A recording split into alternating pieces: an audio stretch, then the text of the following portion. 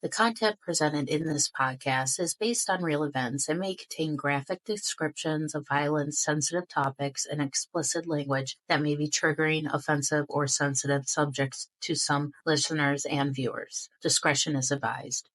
The purpose of this podcast is to explore and discuss true crime cases for entertainment and educational purposes only. This podcast does not intend to glorify or sensationalize crime, but rather aims to analyze and understand the complexities of human behavior and the criminal justice system. We encourage listeners to approach this content with empathy, critical thinking, and respect for the victims and their families.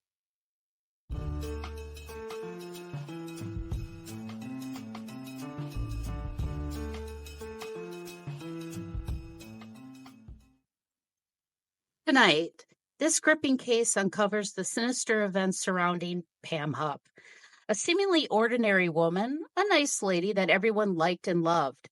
She was that PTA boardroom mom, that living up the suburban life on the outside, but on the inside, a dark and twisty side of Pam was about to be unleashed. Was Pam Hupp really a pillar of moral living in her community, or was she just secretly hunting for her next victim in such a devious, methodical way, which left everybody scratching their heads thinking, what the actual... Pam Hupp's story is one of deceit, manipulation, and cold-blooded murder. The book, The Countdown to Murder series, Death Insured, with our very special guest, Rebecca Pittman. It's time to start the show. Let's hit it.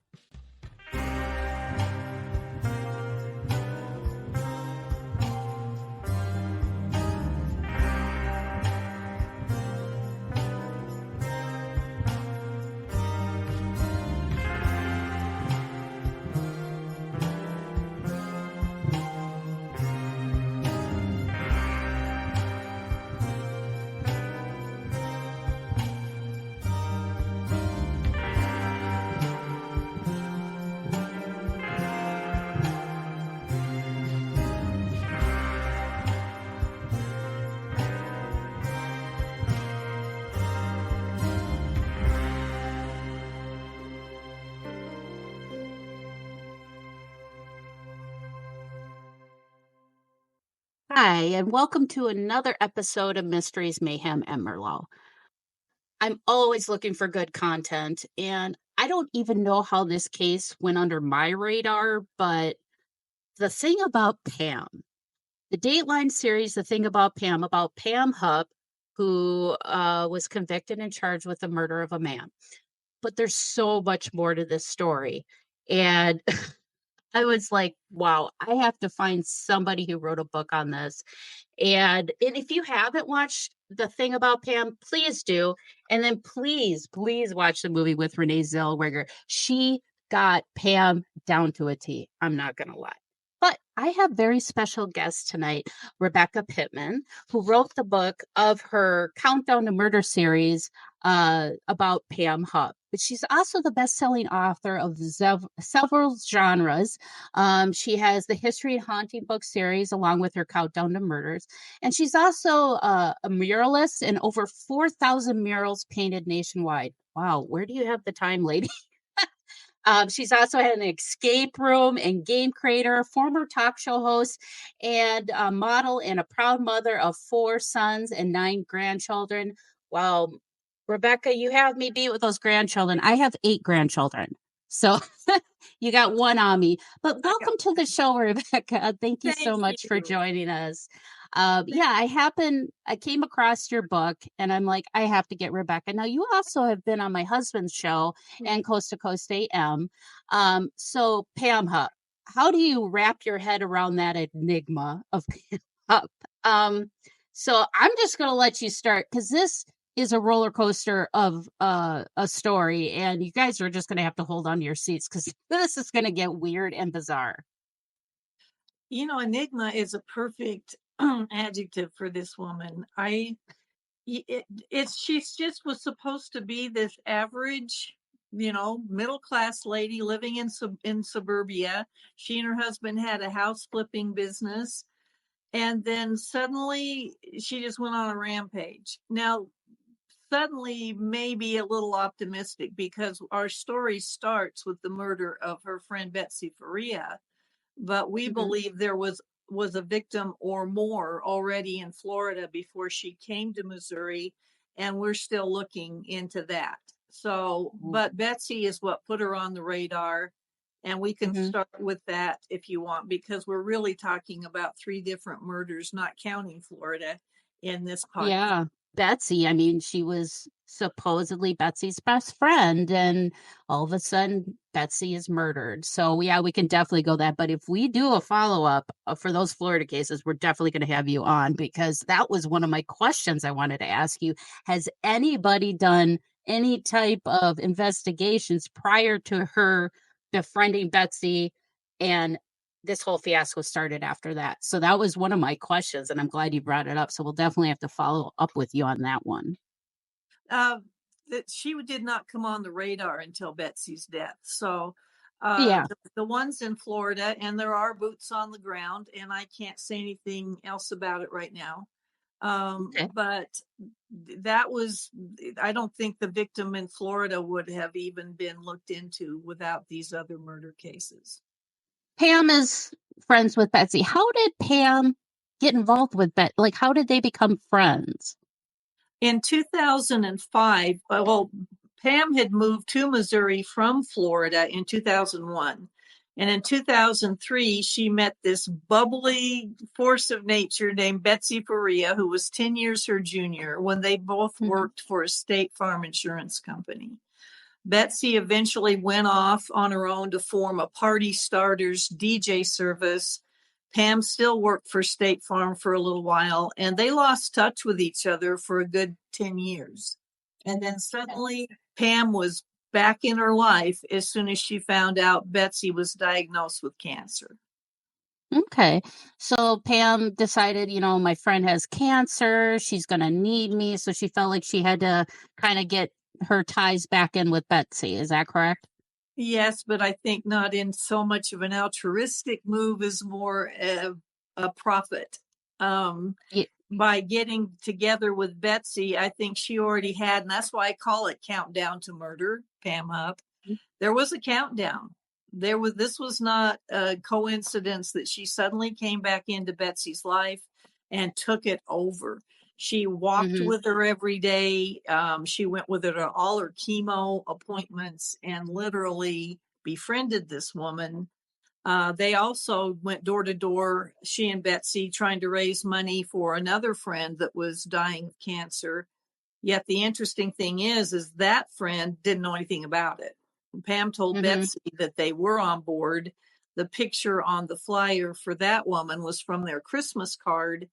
And later, when this woman passed away, it was the first time her husband knew that Pam had been going door to door trying to get money for his wife. And they never saw a Oh, dime of it. They raised $10,000 and nobody ever found out where that money went. wow. Yeah, it seems like she's just like an opportunist. She sees somebody who is in need or, something that where she can feel like she can manipulate the situation in order to gain money from whatever cause it is. So now she's back in Betsy's life. She's taken to her chemo appointments. She's, driving her around town and things like that. So when did things start? Did anybody around Betsy like say what's with this Pam friend of yours? She's kind of, what's going on with her? I mean, did anybody kind of let Betsy know like kind of she's kind of off like it's Pam, or did everybody love Pam? No. Pan Strubble, I mean, Betsy had friends coming out the wazoo. And Mhm. when Pam claimed she was Betsy's best friend, she was probably number 20 on the friend list, Oh, but she wouldn't okay. go away. So, to answer your question, one of Betsy's very best friends is Rita Wolf, Mhm. that I did interview for the book. And Rita was trying to counsel Betsy and saying, you don't need to make anybody a beneficiary. You can set up a trust for your girls, because Betsy now had terminal cancer. They'd given her three Mhm. years to live, and she wanted to set things up for her daughters, who were teenagers at the time. And Pam was convincing her, put it in my name. I'll make sure the money gets to them so that Russ, which was Betsy's husband, doesn't piss it away on a motorcycle he's been wanting. So when Rita talked to Betsy, she goes, you don't need to do any of that. You can set up a trust, and it can Mm-hmm. be doled out in different time, for a wedding or whatever the girls need. And she had met Pam on one occasion, and she told me this story for the book. She goes, this was so weird. We were talking about my mother's little dog who had jumped off the couch and injured its back legs, and they didn't want to put it down. And Pam went, oh, I had the same thing. And I had this little wheelchair made for my dog so that their little hind legs can be up on the back and they can just pedal around. So later, when they went to Pam and asked her if Rita's mother could borrow it, Pam said, I don't know what you're talking about. And she'd gone into this 30-minute story about this little wheelchair, and Betsy had Rita on the speakerphone, and they went, Pam, you spent 30 minutes. She goes, I don't know what you're talking about. She would Wow. just lie like that. And so to answer your question, did people think she was off? They definitely thought she was off. And Mm-hmm. finally, the day Betsy was murdered, she was trying to distance herself from Pam. She was trying to get out of Pam taking her to chemo that day. And Okay. so she was getting tired of her. She told Rita, she's everywhere. I need space from her. And I think Pam was starting to panic that she was pushing her away at that time. Yeah, it almost seems like nobody could say no to Pam. Like it was just like they just didn't want to be hurt her feelings. I'm not sure. And it just the way her demeanor is too, it's almost like she's convinced of herself of her own lies, and she's trying to make you feel crazy for thinking that she said that when she clearly did. You know what I mean? That she's I like do. looking at you like, I didn't say that. Yeah, you did. You spent 30 minutes doing it. No, I didn't. I mean, She it's just had a very powerful personality to the point of ooh, bullying. So I don't yeah, think that's people worried about hurting her feelings. I think they were afraid of her. She had a lot of narcissism going on. oh, yes. I mean, she's a poster child for narcissism and a psychopath, but yeah, so that's what was like. I'm like, did anybody in Betsy's life kind of say, "Hey, you need to watch out for Pam?" And luckily she did have Rita, but I just don't understand in what circumstance, unless you're a childhood friend with somebody and your kids grow up together, you're practically, siblings, and you would do that. Why would I don't understand how she convinced Betsy to sign over her life insurance policy to make Pam the beneficiary when her whole goal was to make sure that her girls were taken care of after she passed. And I don't know what circumstance anybody would put just a friend or a colleague as their beneficiary. That is very bizarre to me. And I don't know how somebody didn't stop Betsy from doing that. That's kind of like my question in my head that I can't answer because it just doesn't make sense to me. So obviously, Pam must have had some type of bold and boisterous personality to convince somebody to do that. Would you agree? Yeah, she bullied her into it, although I have two trains of thought here. And Hmm. this is solely mine. In fact, the detectives on the case have come right out and said they don't agree with me. I really wonder if that was Betsy that went with Pam into the library to sign over that insurance. There's something really wrong with it. She Right. And tells three different stories about what happened that day. And the young hmm lady behind the counter of the library was only 17. She'd only been there 2 weeks. And Pam, with yeah. that boisterous, just went up there and said, we need you to witness the signature on this. She's getting a divorce. I hmm think that that young librarian, and nothing bad against her, if I was 17 and that had all hit me, I don't know what I'd have done. But I think the prosecutor, Leah Askey, may have also pushed her in the direction of saying, here's a picture. That's her, huh? And I think they hmm showed her a picture of Betsy and said that's the one that came in with her, right? Because the first testimony of that librarian was the other woman, not Pam, but the other one hung back. And Pam hmm comes up to the counter and does all the talking. And I Right. wonder if she didn't just bring in somebody that looked kind of like Betsy and Mm-hmm. tried to pass it off as Betsy. And that would mean Betsy had no idea she was doing it, and she forged her signature, which Pam had been fired from 2 other insurance companies for forgery. I'm not Oh. convinced that Betsy knew she did it, or Mm-hmm. we do know Pam had Betsy cut her vacation short and come back. And it was 2 days after that that they signed over the papers. So if she was Mm-hmm. there, it's because Pam just wouldn't shut up and leave her alone. Right. And, that's what I was thinking too, because further down the case, Pam does something very similar to that. And I couldn't put it past her that she found somebody that looked similar in stature, hair as Betsy, brought her in the library. And of course, when a person like Pam goes up to the counter, that's all you're going to see. Yeah. She knows how to hone in your focus to solely her. And as far as we know, that librarian may have noticed just a shadow standing in the background and said, "Yep, that was her. That was with the lady that I talked to." And, so I totally see where you're getting with that. And that I wouldn't put it out of the question for Pam to do that. So Well, now if it happened the way she said, why change your story 3 times? First, it right, was when right. that Betsy beat her to the library and was sitting there filling out the papers. Then the next Mm-hmm. version was they got there and filled them out together. Then the next version was Pam got there first and Betsy showed up and pulled it out of her purse already filled out. Why lie about something that simple? I mean, when Pam lies, and I found this out, circle that, because there's Mm-hmm. always something that she's up to when she cannot keep her story straight. Right. And, you'd think as methodical and how she plans things out that she would at least get her lies straight. But Yeah. that's the one thing she would falter on all the time. But it was like through this whole case, like nobody was like calling her out on it or questioning her. I mean, it's just bizarre. But now, the day of the murder, can you kind of paint a picture of what that day looked like Yep. coming up to Betsy's murder? So Betsy had a chemo appointment at 2 o'clock, and Pam said, I'll come get you. Betsy was staying at her mother's apartment because it was closer to her chemo. And her Mm-hmm. mother's best friend, who had babysat Betsy when she was much younger, had come into town. And so she wanted to spend some one on one time with her friend Bobby. So she Mm-hmm. told Pam, Don't come. Bobby's going to take me. We want some one on one time, which to me says, You're a third. No, no, no, don't come. Mm-hmm.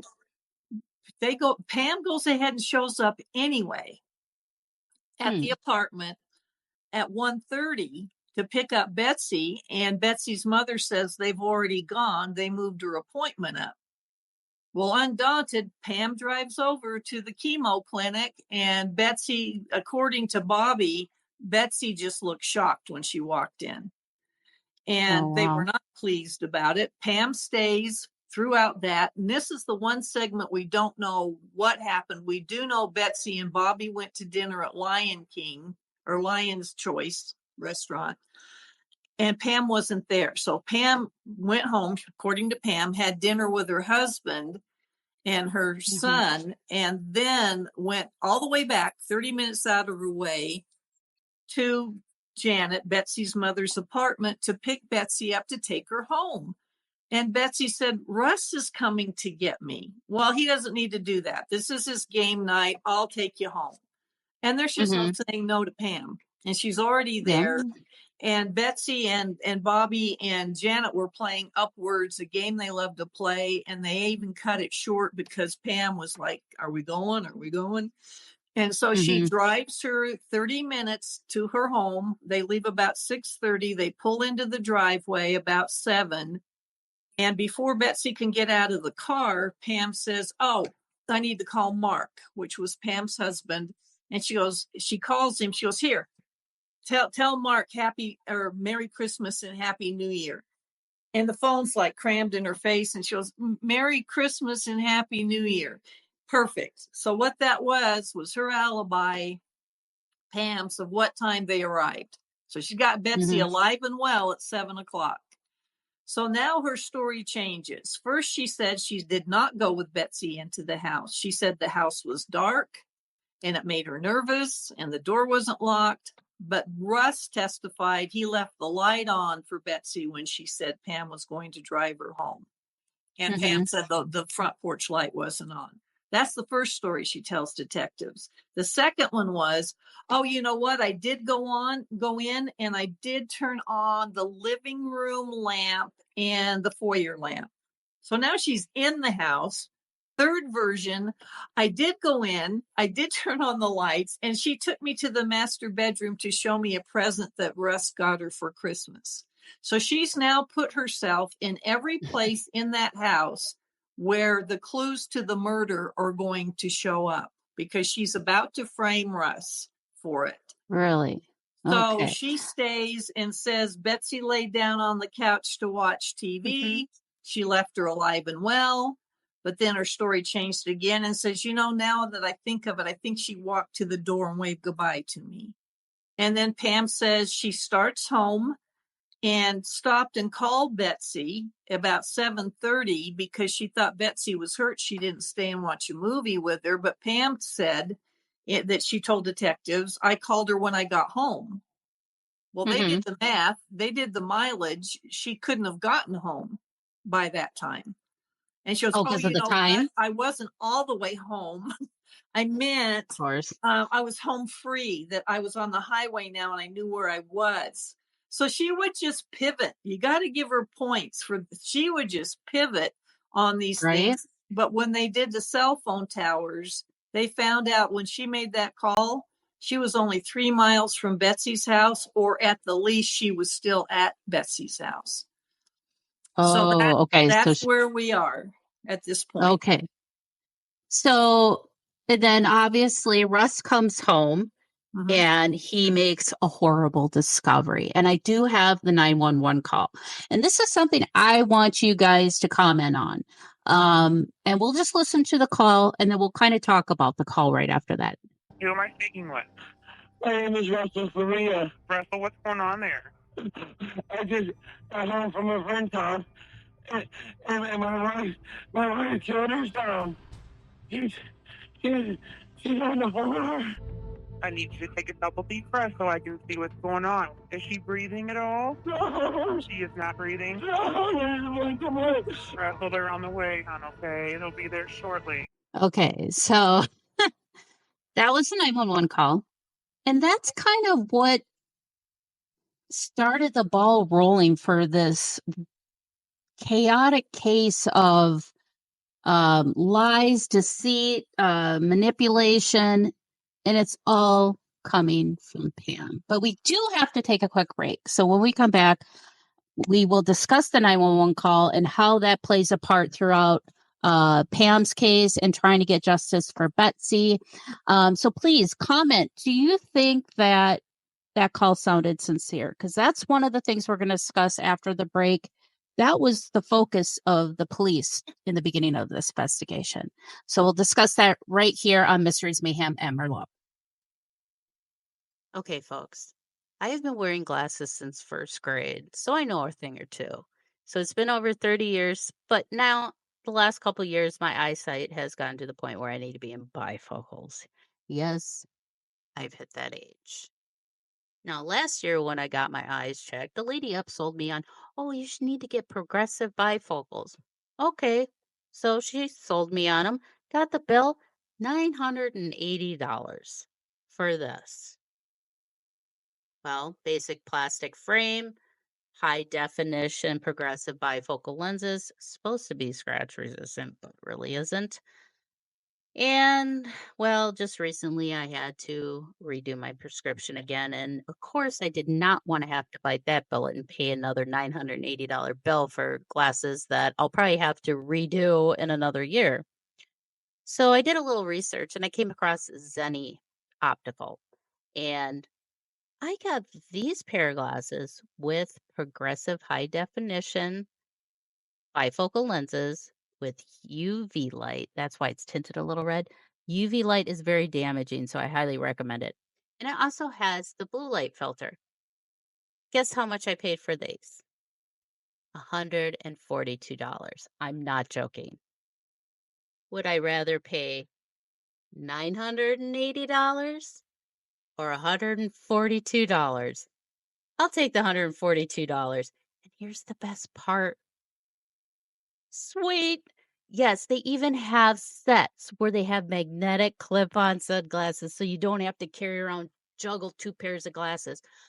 But if you do want to do that, their glasses are so reasonably priced. These frames without the lenses, just the frames themselves, $25. Yes, $25 for these frames with the sunglasses. Just click the Zenny link in the program guide and go directly to the website. You can do virtual try-ons with glasses. You can check out multiple different types of colors, shapes, sizes, from sunglasses to just blue light glasses. If you don't even have a prescription, but you just want some blue light protection, they have those glasses available in multitudes of frames as well. So check it out. Click the link in my program guide. It's not going to hurt to check it out. What have you got to lose? The only thing you've got to gain is more money in your pocket.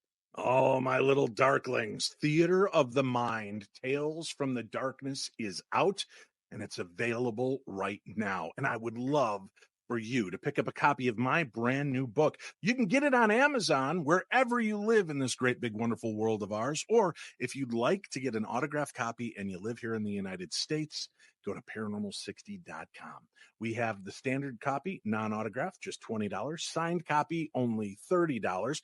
And not only do we have this book, but we have my other book, The Other Side. And right now I'm running a special. If you pick up both books, you can get both books for $40, both signed. Both will be shipped in one package for one price. So go check out all the information at paranormal60.com. The Other Side, A Teen's Guide to Ghost Hunting and the Paranormal, which is a guide on ghost hunting and the paranormal. Or you can get Theater of the Mind, Tales from the Darkness, real life encounters with the supernatural. And not only are they some of my all-time favorite stories from you, but there's a few of my favorite stories that have happened to me in the book as well. So go check it out, paranormal60.com, to order your copies, or you can buy copies wherever you are in the world that are unsigned at amazon.com. And I'll ask you this. Many of you have supported me in buying this book already. If you could just take 30 seconds to rate and review this book on Goodreads or on amazon.com, I would greatly appreciate it, because the more we get of good ratings and reviews, the more they expose this book to a wider, bigger audience. So I would appreciate that as a personal favor to me, your pal, Dave Schrader. The Oregon Bigfoot Festival and Beyond is back and bigger than ever at Oaks Amusement Park, Saturday, June 29th. Meet Bigfoot hunters like Ronnie LeBlanc of Discovery Channel's Expedition Bigfoot and Paranormal Caught on Camera, and paranormal investigators like me, Dave Schrader of the Holzer Files and the Paranormal 60 podcast. Join us for a day of family fun celebrating Bigfoot, ghosts, UFOs, and everything beyond. You never know what you'll find. Don't miss the Oregon Bigfoot Festival and Beyond, Saturday, June 29th at Oaks Amusement Park. Get tickets today at OregonBigfootFest.com. OregonBigfootFest.com. The Oregon Bigfoot Festival. Oregon Bigfoot Festival. Okay, we are back. And before the break, we listened to the 911 call that Russ made when he discovered his wife, Betsy, dead on the floor. We could definitely play it again real quick. And I want to hear what you guys have to say about it. Who am I speaking with? My name is Russell Faria. Russell, what's going on there? I just got home from a friend's house, and my wife killed herself. She's on the floor. I need you to take a double deep breath so I can see what's going on. Is she breathing at all? No. She is not breathing. No, come on. Russell, they're on the way, hon, okay? They'll be there shortly. Okay, so with that 911 call, the police and detectives got there. Of course, Russ just sees that his wife has a knife sticking out of her neck, and he saw that one of her arms were cut. So he assumed that it was suicide. He didn't, that's what he just thought. And I guess Betsy has had depression issues in the past, probably dealing with cancer, and being chronically sick can weigh on your mind. But So that's probably what his initial thought was. Now, how many times was Betsy stabbed again? 56. Yeah, so somebody doesn't stab themselves 56 times to commit suicide. So obviously, something afoul came at play at this point. Um, but the detectives and Pam started spinning this narrative, and the detectives were eating it up. So what was kind of the thought of the detectives once they heard the 911 phone call from Russ? They felt it was over the top, and that call goes much longer than the snippet that you played. And I've got to admit, it wears on you. He is just hysterical. But when the first detectives walked in and they see the knife sticking out of her neck, and she was cut to the bone on the one wrist, but there were a lot more stab wounds that were apparent, and yet not all 56 were apparent at the time. She was wearing dark clothing. So to Russ, who walks in, and just the shock of seeing her laying there, and she had threatened suicide, and she'd had kind of a rough Christmas. She wondered if it would be her last Christmas with her family. That was the first thing he thought of. So when the detectives got there, they took him out front and made him sit out front while they went in. She was already cool to the touch. The blood was around her head was coagulating, and it looked like she'd been dead for some time. He got home around 9:35 from his game night. He stopped at Arby's on the way back, and according to what the autopsy showed, they believe she was dead by 7:30. So she'd already been lying there for about 2 hours. But that was their first reason that they looked at this guy and said, how can you look at that and think she committed suicide when she's got stab wounds? But again, it was dark clothing. He went into shock. And a lot of the stab wounds were to her back, which again, like you just said, you're not going to be able to reach your back to do it yourself. So unfortunately, that started it going, and they thought his 911 call was just a little too much. Okay, so they basically, the detectives put their target on Russ. They're going to start focusing on Russ, want to build a case against Russ for murdering Betsy. So how did Pam play a pivotal role with the detectives trying to put this on Russ? Oh my gosh, that woman literally built his coffin. The next morning at 6:30, the detectives showed up at her house because she was the last. They knew she drove Betsy home that night. And just the bullet list of what she said about Russ to bury him was, last week he played this game of putting a pillow over Betsy's face and saying, this is what it's going to feel like when you die. 2 weeks ago, we were at the gym, and she got her Gatorade bottle out of her gym bag and took a sip and said it tasted funny. He was really mean to her, and she sent me an email that was talking about all of the things he was doing. And I hope you'll look for that email, because I didn't get it. And she brought that email up 3 times, and she went on and on about this guy. In the meantime, back at the scene, the crime scene, there's blood on Russ's slippers inside the master bedroom closet, and blood on the light switch going into the closet that made it look like he'd done it. It was on his shoes. But there was an odd weave pattern to the blood streaks on the light and on the handle of the knife that they couldn't quite place at the time.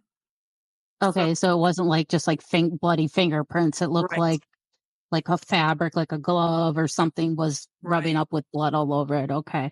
So, and then Pam started spinning also another narrative that her and Betsy were kind of, I wouldn't say lovers, but they were she even publicly said that she replaced Betsy's husband. Yeah, that came much later. That came right before Russ's second trial. Okay, because it's hard to like that little bombshell for the end.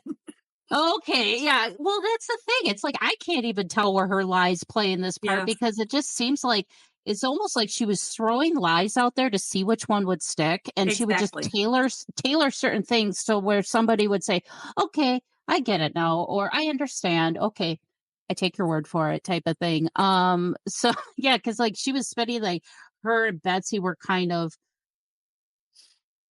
not attract like I don't know. I guess friends with benefits. I don't even know how to label it. It's like she was trying to create a narrative on how important she was in Betsy's life, which wasn't the case. A lot of people, like her friend Rita that you mentioned, obviously saw that Pam was kind of pushing the envelope when it came to cordial friendship with somebody. But so they built the case around Russ now. Leah Askey was the prosecutor at the time, and she was the one that had to build the case against Russ. Now, how did she, because she messed up, I believe, royally. I mean, there was some process, she had some misconduct, I think it was, or she was telling like witnesses to lie about things on the stand in order to make the narrative about Russ and fit Pam's story. How did Pam convince her? And she almost seemed like she was buddy-buddy with the prosecutor in this case. Well, Pam was their star because they zeroed in on Russ from the beginning, and Pam's the one that kept feeding him all of the nails to put in his coffin. And so there were a couple of times where they started going, okay. But in fact, on the first interview with the detectives after Russ was arrested, and he was arrested right after Betsy's funeral, he'd barely gotten his suit jacket off. On January 4th, 2012, and she was murdered December 27th.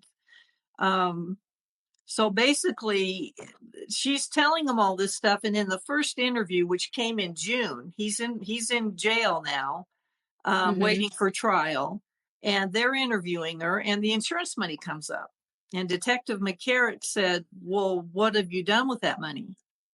She goes, "Well, I haven't done anything with it. It's in my bank." And he goes, "Well, I thought the whole idea was you were supposed to give it to the daughters. Have you given them anything yet?" She goes, "Oh, nope, not yet."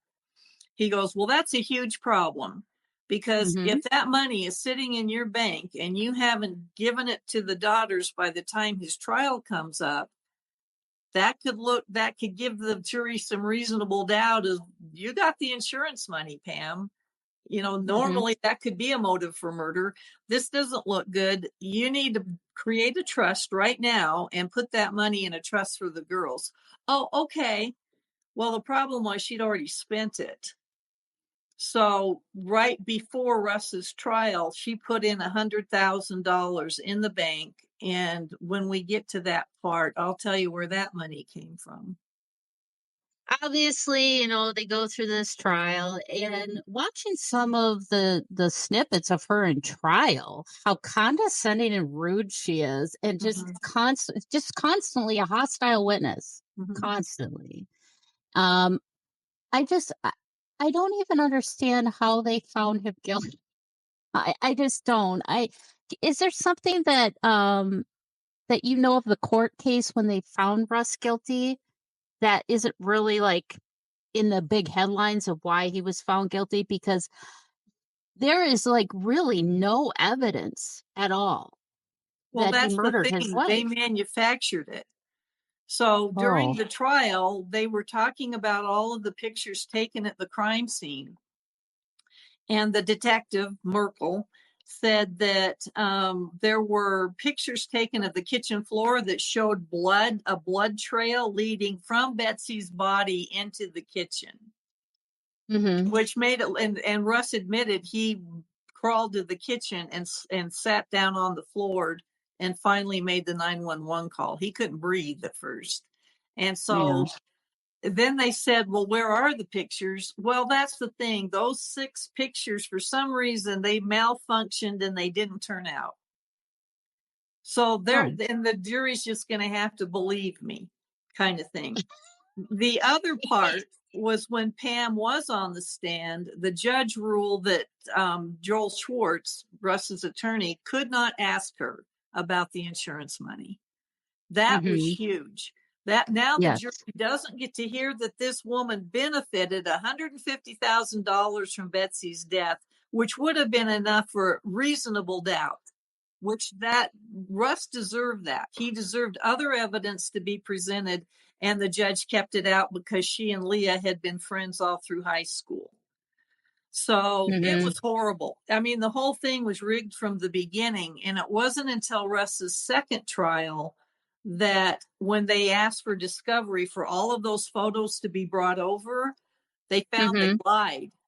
Those pictures did turn out and they showed nothing. Those luminol that they said they took and showed blood, it showed absolutely nothing. It said it looked like with the guy, the detective said, well, it looked like somebody wiped the floor up the blood.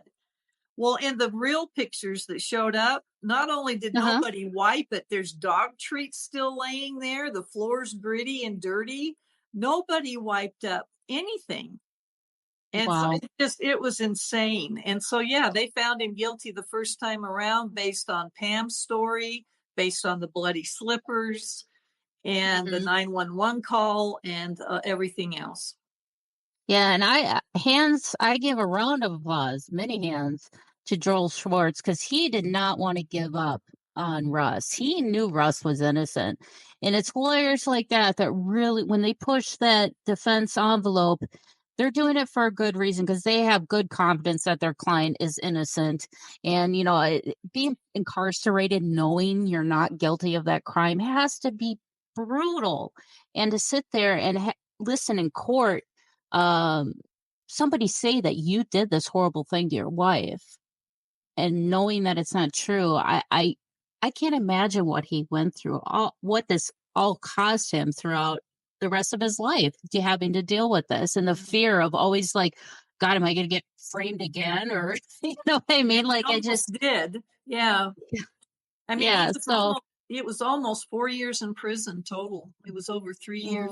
Poor man spent in prison. And that's sad that it took that long for them to, and I understand that, building a case and the prosecution and the defense, that whole judicial aspect of things does take time. But it's just sad that somebody innocent had to go through that to begin with. And it wasn't like anything pointed to him other than he made the 911 call.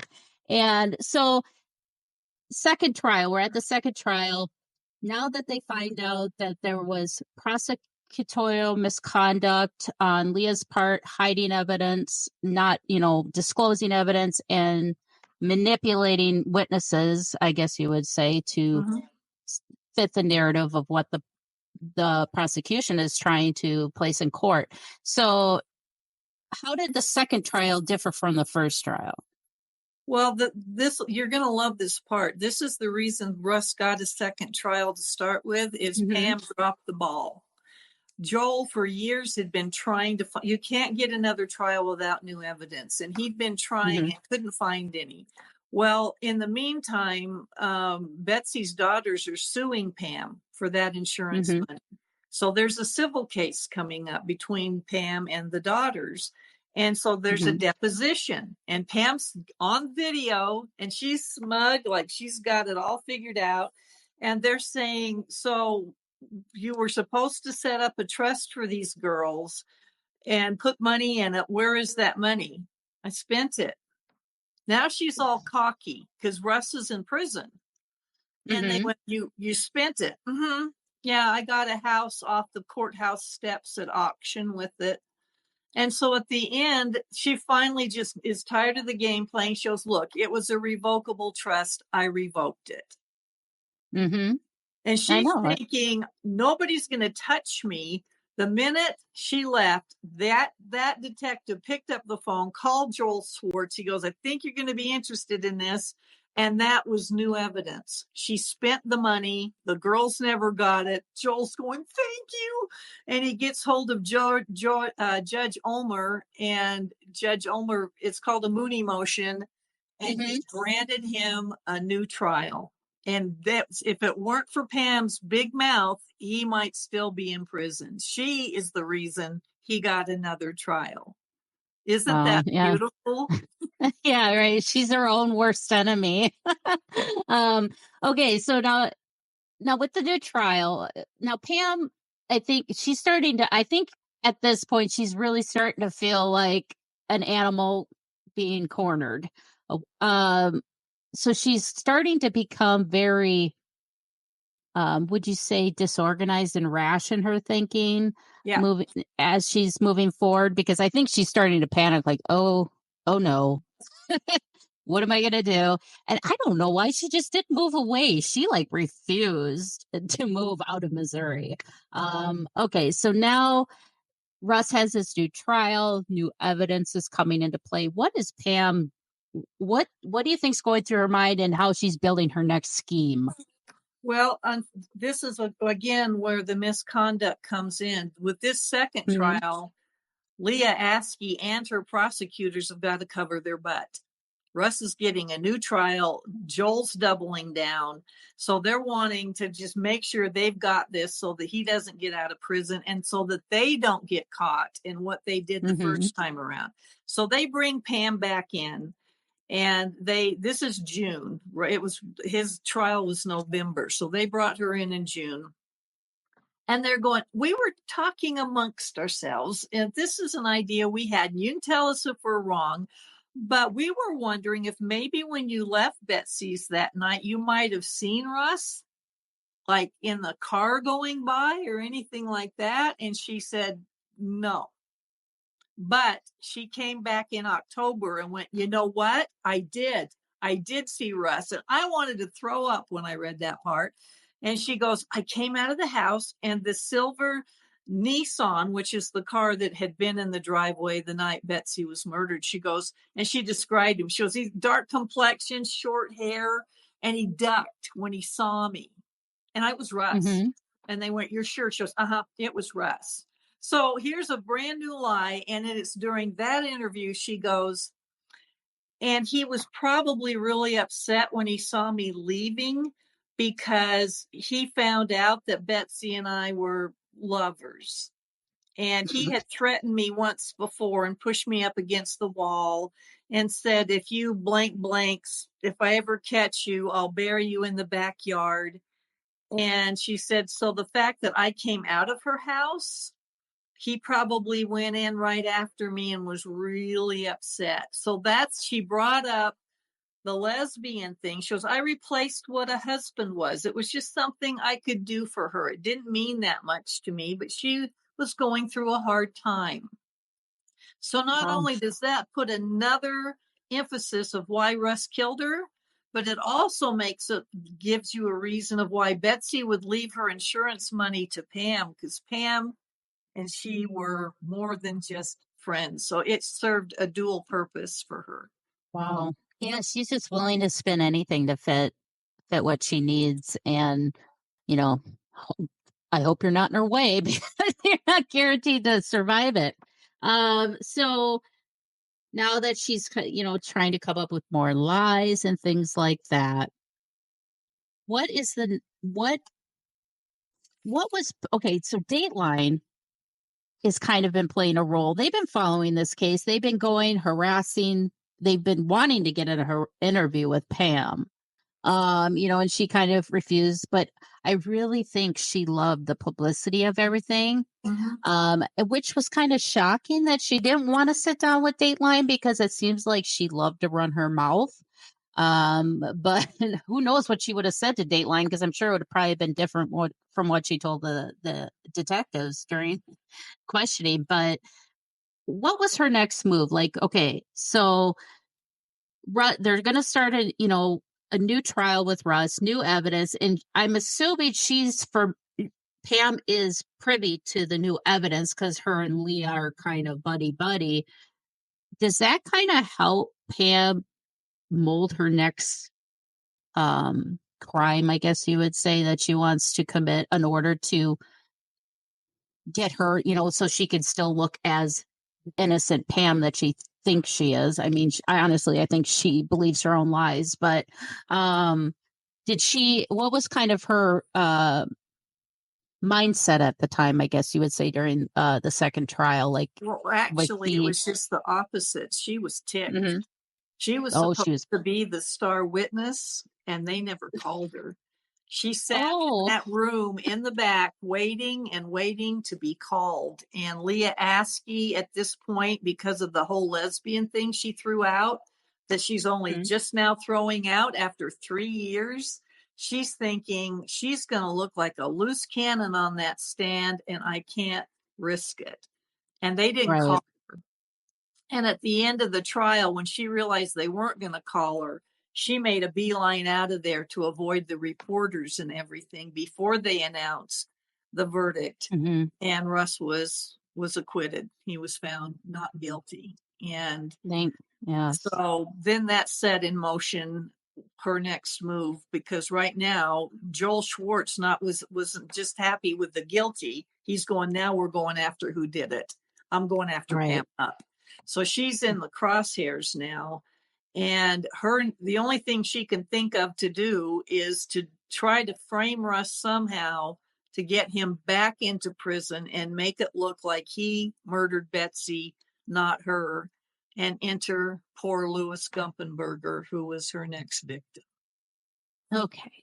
So so what did she do? How did she even come across Louis? I mean, it just seems like she is just all over the place, and she's so sneaky about everything. So what did she do to come across Louis and get him involved in this? This is the most nefarious part of all. And again, remember when Pam did win the civil case against Betsy's daughters and got to keep the money. So she's all victorious. And as she's coming out of the courthouse for that, she sees the Dateline cameras set up. And she knew Kathy Singer was the producer. Kathy'd been hounding her for an interview. Pam goes by and goes, tell Kathy hi for me, because it's just like in your face. So on August 10th, 2016, which is 8 months after Russ is let go, he's found not guilty, Pam starts trolling through a trailer park 15 minutes from her home. And this one woman is out front with her dog, and Pam pulls up, and first she yells out, do you know any babysitters? And the woman's already thinking, really? You're just going to come to a total stranger and say, do you babysit, or do you know any babysitters? So she walks down the driveway to her. She goes, no. And Pam goes, that's okay. So I'm a Dateline producer, and we need somebody to come along with me to do a soundbite for a fake 911 call for a reenactment on the show. $1,000 cash, no tax problems, in your pocket. And the lady's just looking at her. She is in a brand new GMC Acadia, and she's dressed up in her sunglasses and everything. And she thinks, I'm going to see where this is going. So she takes the dog in, but she's suspicious and slips a knife into her hoodie pocket. Gets in the car with Pam with no shoes on. And Pam says, oh, by the way, the producer doesn't like keys or cell phones or wallets, so leave all that here. They go about 2 blocks, and this woman's getting nervous. And she goes, do you have some ID that shows you're a Dateline producer? She goes, oh, it's where we're going. It's just right up here. You're fine. And finally she goes, you know what? I need to go back. I didn't lock the house, and I need you to take me back. And Pam's really bummed. She takes her back, pulls into the driveway, and starts to get out of the car. I think she was going to kill her at her trailer. But she looks up and she goes, you've got security cameras. She goes, yes, I do. And Pam gets back in the car, takes off, goes around the corner, sees the landscaper for the trailer park, and he's mowing. She pulls up to him, gives him the same story. I'm with Dateline. He goes, I don't got time for this. Yeah. And he brushes her off. 6 days go by because she's a little worried about the security cameras that lady had, and she's waiting to see if police are going to come. It got a clear shot of her license plate. And when nothing happened, 6 days later, she thought, I'm going to forget the trailer park. She found an apartment complex, Louis Gumpenberger sitting out front where he usually sits to watch his son come home from school. He was in a really bad car accident and has the mentality of a 12-year-old. He limps, he can't drive, so he can't run or anything. And she motions him. He comes over to the car. She gives him the same spiel, and he bought it and got in the car with her. And the insidious part is his speech is garbled. She had to know within a minute she's got the wrong person for this. And yet she keeps him. And she's all the way back. She's trying to tell him what he's supposed to say when they get there for the reenactment.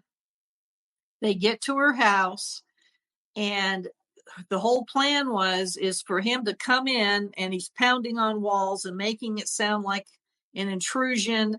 And he's supposed to yell out, "Do you want me to do to you what I did to Russ's wife?" But because of his mental challenges, he said it wrong and said, "Do you want me to do to you what you did to your wife?" Well, the whole idea was she was supposed to get this while making a real 911 call. So the 911 dispatcher would be the witness that someone had broken into her house and was threatening her, and that's what she did. And she calls 911, "Help, help, someone's broken into my house, help." And the dispatcher's trying to get her address, which she could not get out of her, no matter how many times she asked. And then the chilling part is you hear the 5 shots. Bam, bam, bam, bam, bam. She shot that guy in cold blood, and it's all recorded on the 911 call. Every time I listen to that, it gives me chills. 911, where's your emergency? Hey, hello, there's someone breaking in my house. Help. What's the address you're at? Help. Want me to get you? Want me to get your wife? No, I'm not getting in the car with you. No. What's your address? Get out, get out, get out. Ma'am, can you hear me? Help. What's the address you're at? Oh, who is it? Are you there? Yes, I am. Where are you at? I'm in Pluto in my house. Where are you at? Who broke into your home? I don't know. I'm here. Where's he at right now? Outside. I'm going outside. Come on, who just hit him? Hurry, somebody. Have officers on the way, ma'am. Where are you at right now in the home? I'm in the garage. You're in the garage? My car. He's still in the house. Are there any weapons in the home? Yes, there's a gun on my bed. I shot him. There's a gun on your bed? You shot him? Yes, I shot him. He tried to get in my bedroom after me, and I shot him. Okay, so we just heard the 911 call that Pam made. Now, one of the detectives noticed something that was kind of off with that call. Can you explain what was off with the call? It sounded staged. She didn't sound really it was help, help. Plus, right before, I think most people know now, but right before a dispatcher picks up, there's about 2 seconds or more that they're recording before they say 911. Can I help you? There's nothing. There's no noise. Yes. There's no pounding on the wall. There's nothing. And it's like the minute she said 911, can I help you? It was action, go. Yeah. Help, help. I mean, the whole thing was so bad. And then I interviewed the detectives and the policeman. The first policeman on the scene was Officer Nesky, Captain Nesky, and she's standing in the driveway with her dog going, I shot him. He chased me into the house. He jumped into my car when I was backing out of the driveway and held a knife to my neck. And then I knocked it out of his hand and I ran in the house, and they're going, you knocked a knife out of the guy's hand? I don't know that even, somebody trained in martial arts would be able to do that, but she said she did, and claimed he chased her into the house, which he clearly was physically incapable of doing. But the big part was what they found in his pockets. In one pocket was a note in a Ziploc bag that was supposed to be a note Russell wrote for this guy to go to Pam's house, kidnap her, take her to the bank to get Russ's $150,000 that he felt was due to him when his wife died, and then kill Pam. And he goes, make sure the knife's sticking in her neck. The whole thing was to make it look like Russ had killed Betsy, the whole knife in the neck, sent this guy to do it. But in his other pocket was a baggie with 9 brand new crisp, hadn't been circulated, $100 bills. And Pam's nightstand, they found an identical $100 bill with the same serial sequence that was on the bills found in his pocket. And that cinched it. How much money is the pocket? Because in the note it said, I'll pay you. And so the money was supposed to look like Russ had paid him. And then the note.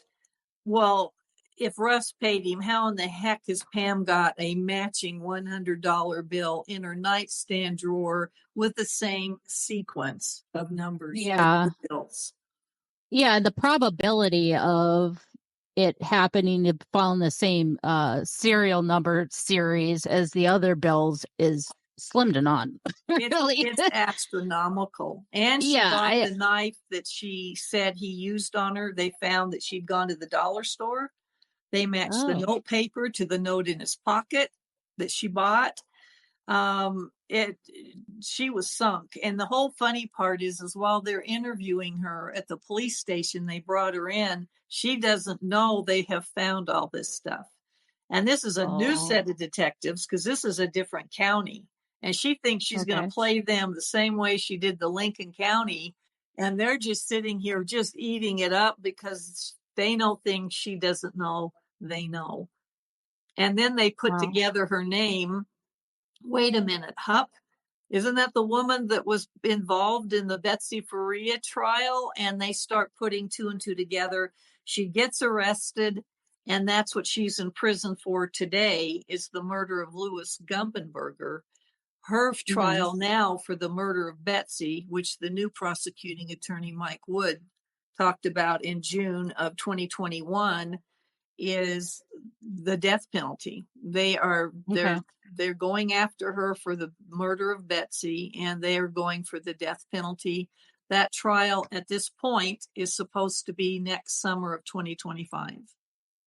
Oh, well, we'll definitely have to have you back for that, because I'm definitely going to follow this case. I have no idea how it flew under my radar because, she is the poster child for a sociopath and a psychopath. She has no qualms of killing people, destroying people's lives, and she has no remorse for it. So what happened to Pam's family? She's in prison now. Her husband divorced her. Correct.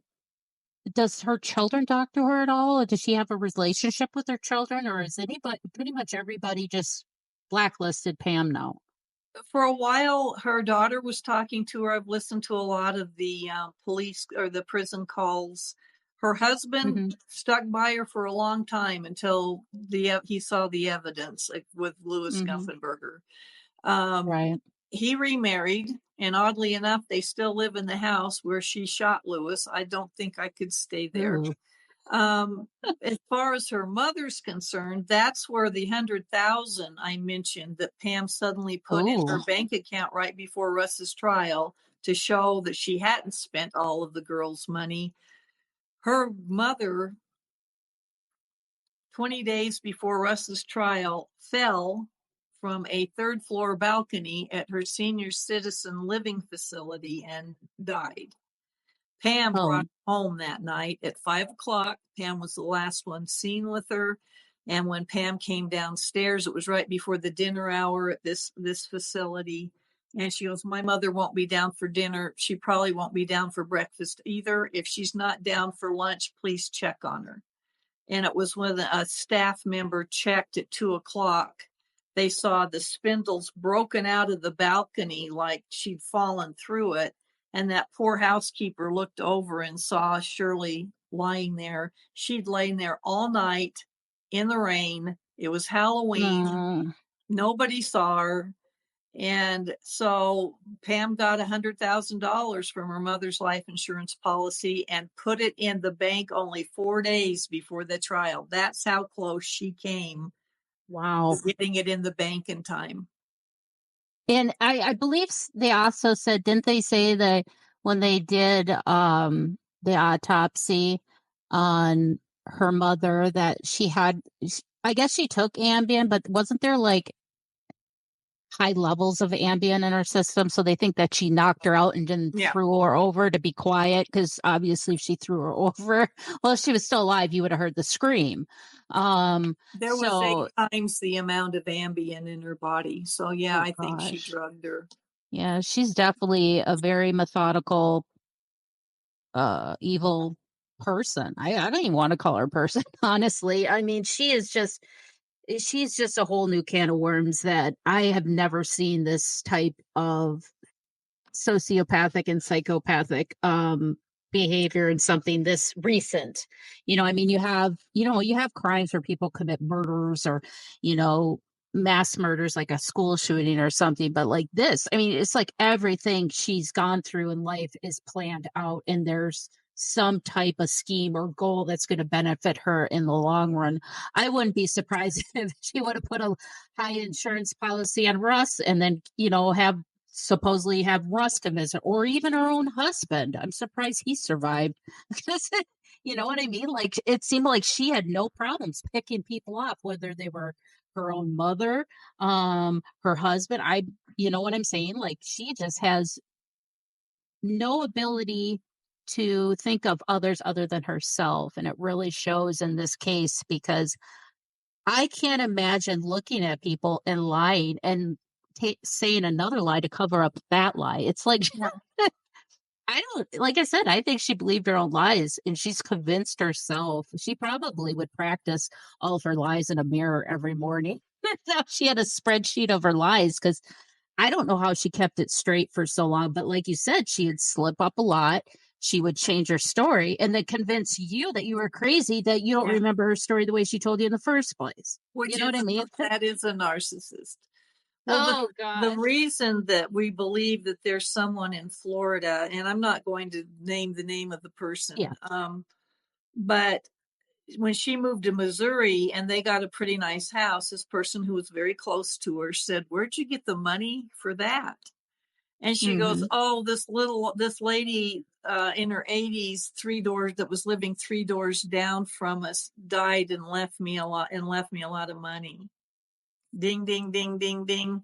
So again, we're looking at insurance. We're looking at someone dying. And and then when someone else said, "Where did you get the money?" she said she sold her portion of a golf course in Florida. So again, 2 different stories. And she actually had $80,000 that she took to her boss at State Farm and said, "Could you put this in an annuity?" which is basically hiding it away. And he said, "Where did you get that much money?" So I do believe there was probably somebody. And when she lived in Florida, she had a fake business. It was a medical billing services. Well, who needs medical billing services more than elderly people? And Florida's full of them, because they do get overbilled. They do get over medicated. And when you're doing that, you'd know everything about them, their social security number, whether they have living relatives. This was the perfect business. And yet when I looked it up and you looked up her medical billing services LLC, it said fraudulent company. Wow. Yeah, I'm sure there's probably, in Florida is like prime stopping ground for that kind of scheme that she wanted to pull. And yeah, I'm pretty sure, for sure, I'm probably guaranteed there's probably at least 2 or 3 other victims. Now, what's to say that some of them could have died naturally? You know what I mean? Like, she just hung out until they finally croaked, or she could have caused the death. But it's just amazing to me how she would convince these people to change their insurance policies for her to be the beneficiary. She's the beneficiary murderer, I guess you would say. I mean, it seems like, she was definitely into insurance fraud, and she knew how the insurance worked and how it played out when it comes to somebody's death. And she had that nailed down, and she just used that expertise to do, obviously, murder and criminal activities. So, I thank you so much, Rebecca, for your time today. This is a very encompassing, exciting. I mean, it's exciting and exhilarating watching this case and unfold. But wow, this one really got to me, and I really appreciate the time that you wrote a book on it. And we'll definitely have to have you back if this case even progresses further, or we'll definitely have you on with one of your other books. But I will have a link in today's program guide for the Countdown to Murder series. Please rate and review. It helps these authors, so that way their books and the Yes, and these cases that everybody loves to listen to on podcasts and on TV, it helps that stuff get seen by more people. So please rate and review. And if you guys have any comments, suggestions, or even some theories about this case, please comment below, or you can email me at mysteriesmayhemandmerlot@gmail.com. I'd be happy to answer that. And we'll just kind of keep on rolling with this case because this one, I have a feeling we're going to definitely see next year, 2025. It's going to be a summer bash with the second case of Pam finally getting justice for Betsy. And I hope this case, if they open it and it's next year, that she is found guilty for the murder of Betsy and that her family can finally breathe that they got justice for their daughter. Okay, here's a fun fact. During Pam's trial, Carol McAfee had to be there to give testimony that Pam tried to pick her up, offer her $1,000 to do this recreation of a 911 call for Dateline. Well, Carol was there and so was Russ, and they were both single and they met and the birds started to sing and they fell in love and now they are happily together. Oh, you want to talk about sweet karma? Now Pam Hupp is behind bars because she tried to put an innocent man behind bars who now is happily in love and is going to live his rest of his life in pure bliss. Tonight we uncovered the chilling narrative, or the narrative that Pam wanted you to believe, of how a master manipulator whose web of deceit led to tragic death and wrongful convictions. The most unnerving part, though, is that she did this with no remorse, no accountability, no thought of others. Pam Hupp is the poster child for a sociopath and a psychopath.